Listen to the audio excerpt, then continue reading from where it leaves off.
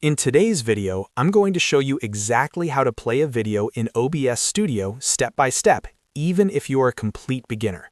This is one of the most common things people want to do in OBS, whether you're trying to add an intro video, a looping background, a short clip during a live stream, or even an alert animation.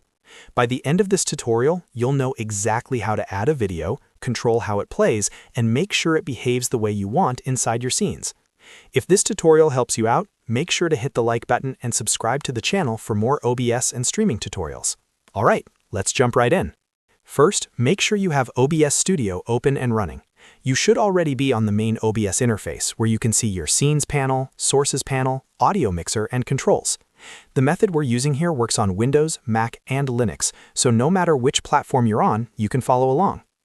To play a video in OBS, we're going to add what's called a media source. This is the standard and recommended way to add a single video file, like an intro, an outro, an animated background, or a short clip you want to trigger in a scene.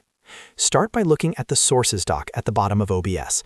In the bottom left corner of that panel, click on the plus icon to add a new source. From the list that appears, select Media Source. OBS will then ask you to name this source. You can name it something descriptive, like intro video, background clip, or alert video.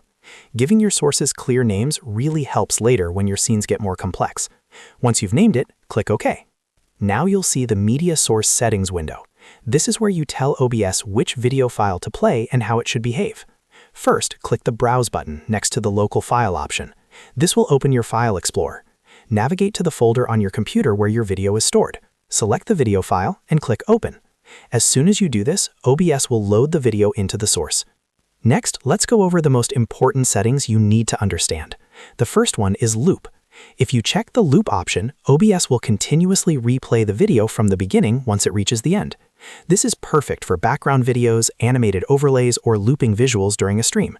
If you only want the video to play once and then stop, you can leave Loop unchecked. Another very important setting is Restart Playback when source becomes active.